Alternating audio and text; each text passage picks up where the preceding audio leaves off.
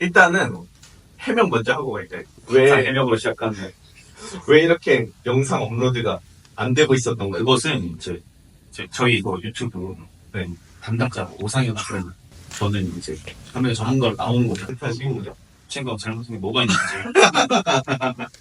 그 지도자의 역할이 이런 걸 하십니까? 시도죠. 저는 이제 반려견 유치원 원장이니까 유치원 신경 쓰고 하는 거고. 쪽지 해주십니까? 이렇게 mon고하니 이제 저희가 보호자님들한테 질문을 한번 받았어요. 네네네. 그래서 이거에 대해서 좀 답변해보는 콘텐츠로 한번 밀어보면 어떨까 생각이 들어서 들어와 해보겠습니다. 자, 첫 번째 쪽지. 바깥 소리에 반응하는 경계성 지점은 어떻게 해줘야 되나요? 근데 여기서 중요한 게 있습니다. 분강화해도 쉽지 않습니다. 바깥 소리에 짖는 강아지 아주 많잖아요. 많죠. 대부분 거의 짖는다고 보는 게 맞는 것 같아요. 실내에서 실내로 들어오는 소음에 대해서 짖는다고 하면은 크게 두 가지로 저희가 나눌 수 있을 것 같아요. 일반적인 생활 속에서 랜덤하게 들리는 소리에 전부 짖는 케이스가 있고, 집에 누군가 들어오는 과정과 연관된 거에 대해서 나오는 과반응도 있을 거예요. 이 두 가지를 조금 저희가 구분을 하는 게 맞아요. 네. 예를 들어서 저희 아이인데 도어락 소리나 뭐 초인종 소리나 아니면 엘리베이터 도착하는 소리, 문으로 걸어오는 소리 등등등 그 일련의 소리에서 문 쪽으로 달려간다거나 뭐 집에서 막 짖는 것들이 많이 있어요 라고 물어보신다면은 좀 지역적이고 트레이닝적인 접근도 들어가야 돼요. 자기가 느끼기에 이 소리 다음에는 확실히 집 쪽으로 누군 들어올 거야 라는 자기만의 그 반려견 친구들이 정하는 그 선이 있어요. 그 선을 저희가 먼저 찾아야 돼요. 근데 보통은 초인종 소리에 짖는다고 하면은 정말 초인종 소리에 짖는 경우도 있지만 초인종 전에 들리는 경우부터 조금씩 이런 게 좀 올라오기 시작해요. 쫑긋해지. 귀도 좀 쫑긋하고 얼굴 근육도 좀 긴장되고 호흡이 갑자기 멈춘다거나 이런 모습들이 좀 나오기 시작합니다. 그러면 거기부터 사실 교육을 들어가야 되고요. 이런 케이스가 있을 수 있어요. 단순히 짖는 게 아니고 문 쪽으로 달려가서 정말 오래 짖는 케이스. 이렇게 막 불러도 안 통하고 선생님이 간식 주라고 했는데 간식 줘도 안 먹고 이런 모습이라고 한다면은 아까 말했던 거와 똑같은 솔루션인데 사실은 먼저 참을 수 있는 선을 찾아야 된다고 말씀을 드렸잖아요. 네. 그러면 거실에서 그 소리를 듣는 거에서 교육을 진행하기에는 너무 어렵다라고 먼저 판단을 하셔야 돼요. 그래서 화장실이 됐든 안방이 됐든 최대한 적게 소리를 좀 약화시킬 수 있는 곳을 찾고 문 쪽으로 달려가는 과정 자체는 물리적으로 막혀있는 게 교육적으로는 좋아요. 왜냐하면 달려가는 과정에서 풍문도가 너무 올라가기 때문에 그래서 그거를 좀 막아줄 수 있게. 그래서 보통은 제가 방문교육 때문에 가게 되면은 처음 시작점이 안방에서 시작하는 경우가 대부분이에요. 꿀팁이군요. 안방에서 등강하시죠. 뭐 예를 들어 환경 세팅을 초반에는 좀 하면서 진행하는 게 효과적이에요. 초인종 소리라고 한다면은 밖에 나가서 사람이 들어올 때 항상 준비를 하는 거. 뭐 예를 들어서 우리 둘이 같이 살아. 네. 그러면 상현 씨가 집에 들어오기 전에 저한테 전화를 하는 거예요. 원장님 어쩌고 저쩌고 저희 게스트를 들어가요. 그러면 네 하고 내가 대형이랑 방에 들어가는 거죠. 저희 둘이 같이 사는 거예요. 생각만 해도 좋게 해야 한대요. 예시. 나 방에 내가 들어가 있는 거예요. 대형이랑. 네. 그 상태에서 상현 씨가 문 앞에 도착하면은 전화를 하는 거예요. 원장님 이제 초인종 누를게요 하고 그러면 대형이랑 제가 안방에 들어가서 트리파우치에 단지를 넣어놓고 기다리고 있다가 네 눌러요 그러면은 누르는 소리가 들리자마자 바로 보상하는 거예요. 이런 것들은 좋은 시작이 될 수 있죠.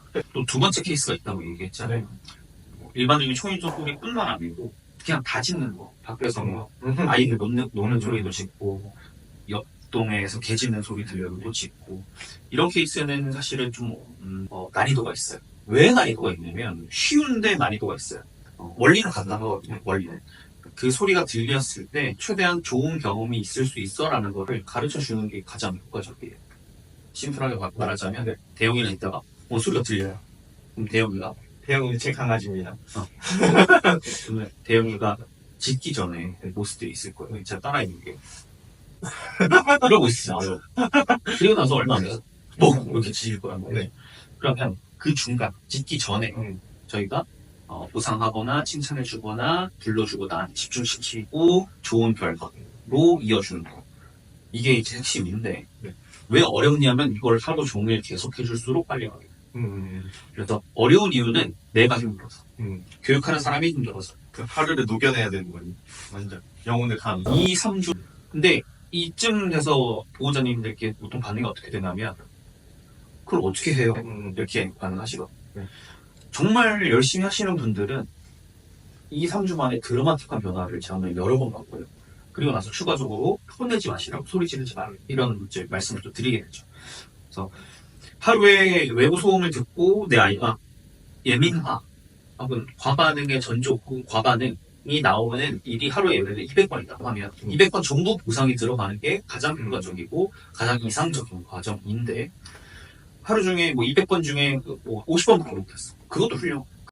왜냐면 이 짖는 문제는 사실 뭐 사회적인 문제도 있죠. 뭐 옆집에서 아랫집에서 문제가 되기도 하고, 또 두 번째 문제는 그 과정에서 나도 스트레스 받아요.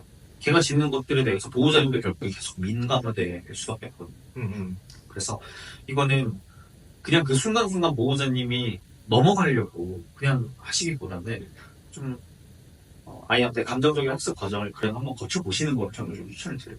시간도 좀 걸리고 난이도도 좀 있지만 꼭 필요한 교육이라고 생각해요. 이 이유에 대해서 하나만 좀 추가적으로 말씀을 드리면, 걔들의 스트레스에 대한 논문이나 이런 것들이 있지만 수면과 연관돼서 제법 믿을 만한 그 연구 결과가 하나 있어요. 집에 누가 올 때 스트레스, 불안, 공포 반응을 보이는 친구들은 수명이 좀 줄어든다더라라는 그 논문이 걔들의 행동과 연관돼서 유일하게 수명하고 언급이 된 논문이에요. 그러니까 그것만이 수명을 죽인다 이것보다도 그렇게 밝혀진 만큼 이게 걔들의 정신 건강하고 신체적인 건강하고도 연관이 있어요. 내 아이 건강하게 키우려고 많이들 노력하시지만 이런 것들도 좀 중요하니까 신경 쓰셔서 교육적인 과정을 거치시는 거를 추천 안 드릴 수가 없죠. 요즘 병원 같은 느낌이. 병원 가면 스트레스 때문입니다. 스트레스 때문입니다. 심지어 요즘 의사 선생님들 그 말 하지도 않던데. 너무 당연해서. 근데 뭐 사람도 사람이지만 사람은 사실 스트레스적인 상황에 내가 들어오는 것도 있고 어쩔 수 없이 그 상황을 유지하는 것도 있잖아요. 네. 근데 반려견 친구들은 선택지도 없고 그냥 내가 세팅하고 내가 제시하는 규칙에 따라서 살 수밖에 없어요. 슬픈 말이에요. 현실이 또 하나 현실이니까 간과하지 마시고 교육하시는 걸 추천드리고, 제가 지금 설명하는 그 일련의 그 원리가 보통은 좋은 결과를 줘라 계속 이런 말을 하잖아요. 그거하고 더 중요한 거는 부정적인 감정을 안 더 씌우는 그게 정말 중요해요. 그래서 교육적인 거를 접근하기 전에 먼저 더 확고하게 지켜야 되는 거는, 내 아이가 이렇게 과반응이 나오는 원인이 뭘까 하면 그 원인은 안 좋은 감정, 이게 무슨 일이 벌어질지 몰라서 불안해, 지금 저 소리가 무서워요, 애 반응이란 말이에요. 그러면 그거에 대해서 엄마나 아빠가 더 무서워해, 너 지금 문제 상황이니까 더 안 좋은 감정을 더 심하게 가져 라는 접근을 하시면 안 된다. 나는 멈추게 하려고 안 돼! 라고 하지만 반려견 입장에서는 내가 무서워서 짖는 게 어떻게 안 될 수 있어요. 무섭고 공포심을 느끼는 게 안 되는 건 아니죠. 네. 그러니까 그런 식의 접근을 하는 거는 추천드리기 힘들어요. 자주 쓰이는 방법들이 있잖아요. 그 경계성 지짐에 대해서. 이런 불안한 반응을 피해야 하니 백색 소음을 튼다. 전 자주 추천을 드리거든요. 원장님은 드립니까? 네. 백색 소음은 일종의 어쩔 수 없는 상황이 있어요. 예를 들어서 내가 교육적으로 접근하기 힘든 상태거나 내가 집을 비운다거나 내가 무슨 집안일을 하고 있어서 그 즉시 아이한테 강한 보상을 못 해주는 상황, 이럴 때는 써야죠. 그리고 백색 소음이란 건 그 정의에 맞게 아이가 진짜 싫어하거나 부정적인 반응이 안 나오는 소리여야 되고, 그러니까 뭐 락음악 이런 거 시원하게 틀어버리면 쌓여요, 스트레스.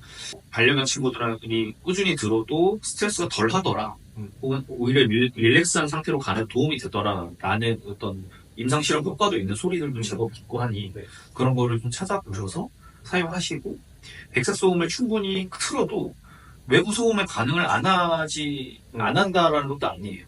하는 친구들은 다 들어요. 반려견 친구들의 청각적인 능력이 아주 훌륭하기 때문에. 그래서 백색 소음이 또 완전히 해답이 될 수는 없고 하니까 제가 지금 말씀드리는 그 취지에 맞게만 사용하셔야지, 그거를 써서 어떻게 뭔가를 추가적인 효과를 바란다거나 교육 안 하고 이렇게 한다, 이거는 좀 너무 과도한 적인. 전 보통 어떻게 설명드리냐면, 백색 소음이 일단 소음을 조금 잡아먹어줄 수 있고, 그래서 도움은 된다. 네, 근데 이걸로 완전 바뀌지는 않을 것. 왜냐면 이게 백색소음 그냥 틀어두시고 그래도 지져요 하시고 그냥 백색소음 끄시는 분들이 계시거든요. 저 보통 어떻게 설명드리냐면 에스프레소랑 아메리카노 차이를 좀 설명드려요. 그래서 에스프레소가 엄청 쓰잖아요. 그래서 저희는 물은 조금 타죠. 그래도 아메리카노는 쓰긴 써요. 그래도 조금은 낫죠. 그래서 조금은 소음을 좀 줄여줄 수 있으니 저를 좀 추천드립니다. 나도 써먹어야 저작권 있습니다. 근데 제가 고소해.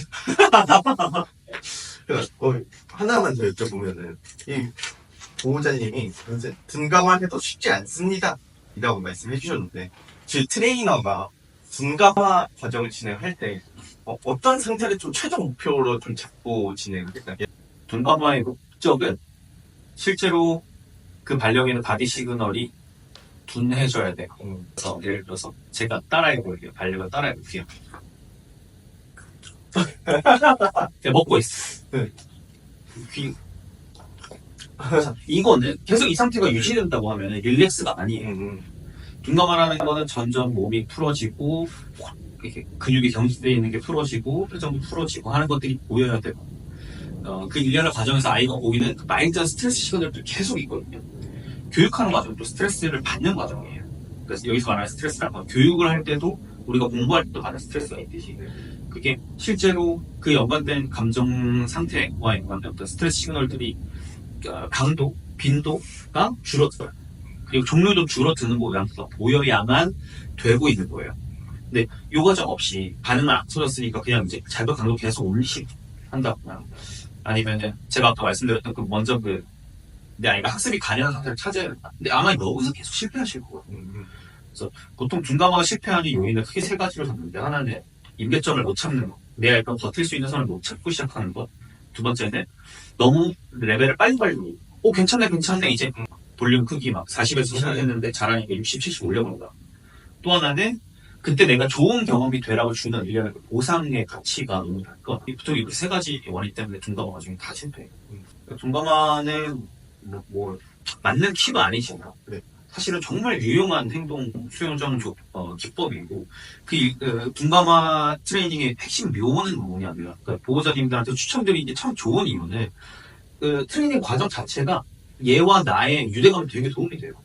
엄마나 아빠랑 있을 때는 무서운 경험이 없어. 항상 즐겁고 좋은 경험만 있을 거야. 라는 접근이거든요. 그래서 최종 목표는 뭡니까? 최종 목표. 좋습니다. 최종 목표는 보호자님이 정하신. 명원님. 보통 저희가 타협 지점이라는 이야기를 많이 해요. 타협 지점. 내 반려견이 이상적으로는 이렇게 됐으면 좋겠어. 근데 되게 힘들 뿐더러 왜 힘드냐 하면 보호자님은 백수가 아니라 그러니까 하루 종일 그거 못 하시잖아요. 그렇죠? 그러니까 결국에 트레이닝이라는 거는 시간과 돈, 노력, 열정이 엄청나게 많이 들어가는 과정이고 그 자원을 어디까지 투자할 수 있느냐 싸움인데 무한대의 자원이 들어간다고 하면은 타협 지점은 점점 올라가요.